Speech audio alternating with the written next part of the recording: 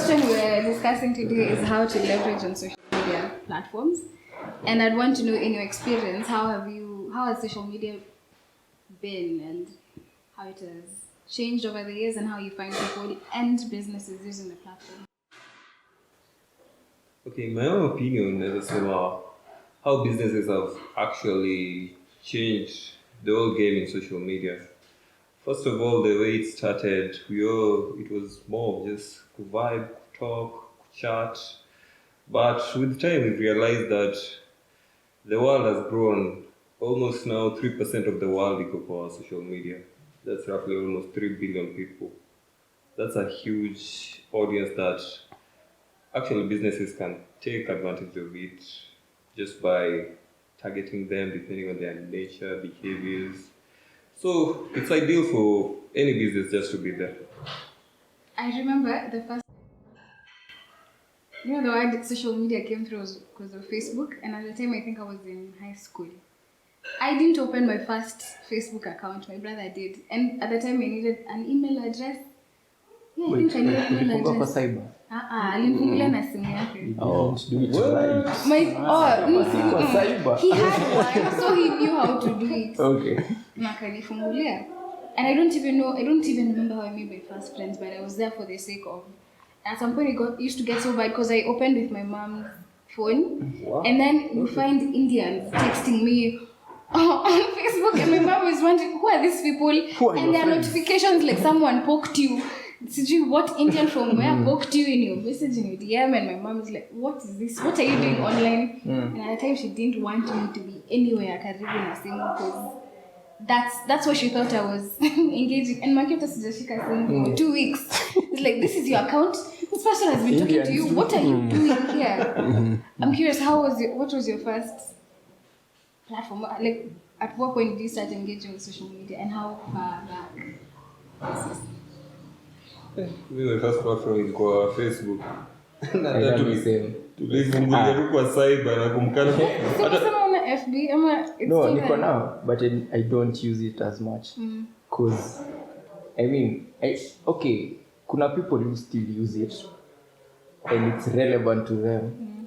Cause I think ni a generation thing. Kuna generation 2 bado sai Facebook is still a thing. So my first platform ilikuwa pia mimi Facebook, and I'd say I think Facebook it's relevant to you according to I don't know generation, because from what I do say I don't use much Facebook kwa sababu if nikuingia Facebook tu nikuangalia maybe what a client anafanya ama Kenya anataka ifanywe according to her, but because I'm doing design, so you'd find maybe kuna a lot other platforms are inspirations. Facebook not as much because I don't know, maybe iko, but for me mostly ni Behance, a bit of Instagram, TikTok sahi, because most things iko huko sahi and people are removing content is coming from those sides. Because majority of all people sahi ndio stick kwa Facebook and it's just working for them. But generation Z, then it's TikTok, Apple, IG. So kimekia kitu Facebook uongo. Ukitafuta kama ni hao wazee ni ngumu wapatie Facebook.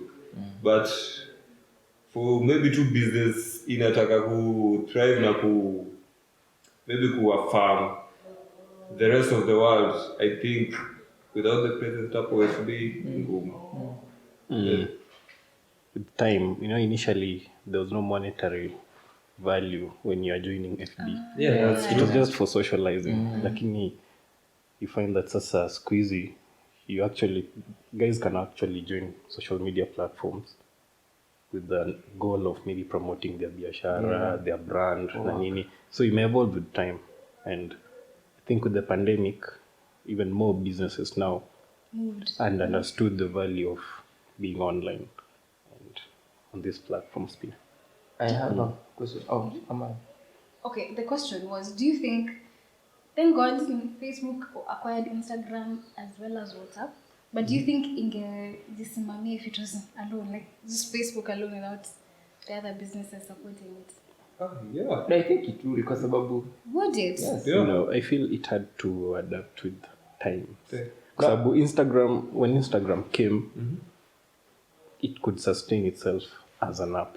But Facebook was lagging behind. I agree. But my thinking is if it was the only app tungekuwa tunajua anything else better, unaona, and if kama ni upgrade tungekuwa tunaenda na depending on what they call upgrade. IG ilikuja wametuonyesha versions of videos. Si tulikuwa tushazoea tu Facebook peke yake ni picha. So that's all we knew. So according to you, so I think bado tungebaki hapo cause ni kama SMS ilikuwa thing for a while, and then WhatsApp ikakam, and then other platforms ikakam, but all we knew ni SMS. So I think Facebook ingekuwa there for a while cause if kama kungekuwa na competitors, cause that's what ungekuwa, that's all you know. So ingekuwa tu ya vibes, sidhani hata ingekuwa business unless we upgrade something, tungeenda tu na according to what wanasema ni upgrade. Okay, I see what you mean. I think Facebook ilikuwa Instagram because with Instagram ina display images in a proper way which Facebook will find so difficult to compete nayo image wise. But other than that, I think it was they just wanted something to complement it and something just to join both of them. Kitu iko na more imagery na kitu iko na more it's more like wordy and iko na unaweza display more information. Because for Instagram, people don't go there mostly even to get information. You'll just go there, show ni image zitakuintrigue, make any decision around your platform. But for Facebook, there's some pages too ni content tu, hata hakuna picha umeona, but you're still there. Unasoma tu because unajua hata kuna information unataka from them. And I think that's what Facebook ilishinda tu kuadapt now. They had to buy Instagram though at least remain relevant and just merge all of them zikuwe moja. But zimefanya same tu kwa easy kucheza. Yeah. I mean, Across. Yeah, because you find it's easy to start up a business hapo. And ndo unapata mtu atafollow and then buy followers. Yeah, so you find I'll buy followers, get 5 likes, and then Mr. Kwa nimeangalia like because see there's a way you can disconnect the likes. You go to nini. And me I come there, I think it's a legit business hapo. Nitume pesa yangu nilie tu. Ningoje delivery 4 days. Kwanza story ya mashamba, I'm seeing so many people do that. You just get photos from another platform, say it's your own, and that's how brokers are selling property now. They're making money. And stealing from people. Yeah. Then I can tell you it's tough to convince customer to buy kit online. But I've tried it. It works, but maybe one thing about before even you make any purchasing decision online, lazima ujue maybe as a kata on a physical store. Hata kaa ana, always prefer somebody kufanya delivery on pay.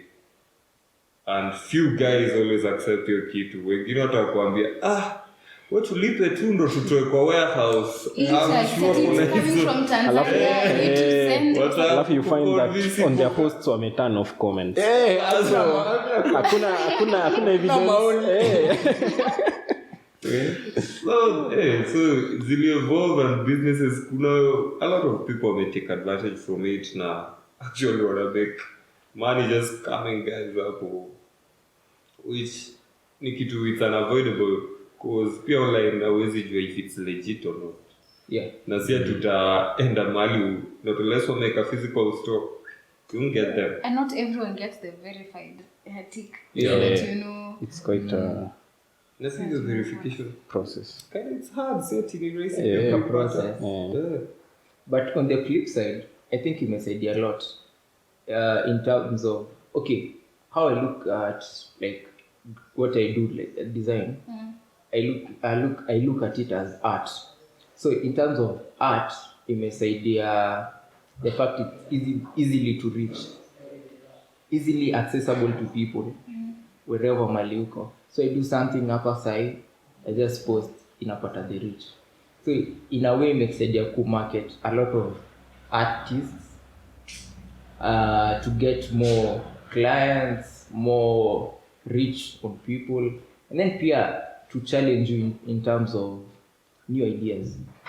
Because if you post something, I like it, and then whatever I thought ninge post inaka ish, I step up my game. Downside na hiyo ni pressure. Side people have a lot of pressure because I mean ukisha post hivi nione maisha yako ni soft. Unaanza nashindwa ni nini nilifanya, which prayers are you praying? Yeah. So it's both good and bad. Yeah, for businesses and creatives imesaidia in networking, Yes, a lot.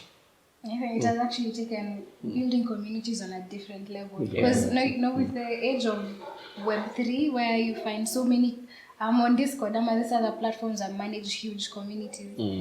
I'm not sure, I actually can't see where or what role social media will play, especially because before, social media was used to connect. What was the word they used to say? Making the entire world into one global village. And now we found, like, once we know all of us are connected, we found people now creating smaller communities. You'd find kuna group on Facebook, I don't know, Clean Moms. And then there's another group. And these groups, I'm finding them becoming even smaller. Because that's, at the end of the day, when you talk about so many ads online and so many people are trying to get their voice heard, you don't need to be, I am for the idea. You don't need to be everywhere.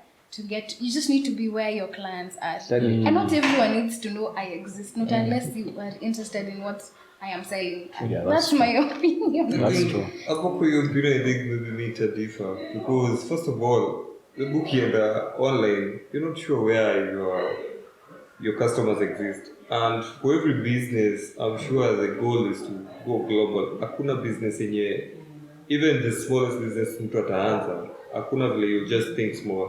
You just don't think about having your own around your product.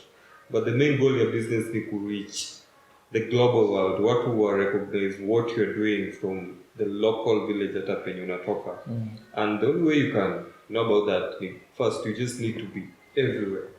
For you first to identify where actually your real audience is. Now we just could split, maybe it's not, hakuna harm in all platforms, because even if you test it on all platforms, that's when utajua watu wenye wana resonate na my product wenyewe ni wako TikTok. Maximize on TikTok, acha hizi zingine, because TikTok is their thing. And that's where people understand even well, so do it. But before doing that, unaweza amua leo nimefungua tu maybe TikTok account, but none of people wako TikTok wana resonate na product yako. Maybe watu wako Twitter ndo wanakungoja day in day out. Nothing. Kuna kuja Twitter, kuna mtu alishout space yako take over, take time tena kwa build momentum, na yet ungeanza tu with bits ungelearn your audience, learn everything about them, get to know maybe locations zenye zinawafurahisha, and hivyo tu ndo I think it will make your decision. Now let me shock you. The same problems you're saying people have when it comes to getting their market audience online is what I feel these communities are doing. Okay. You're creating now those smaller villages for where your audience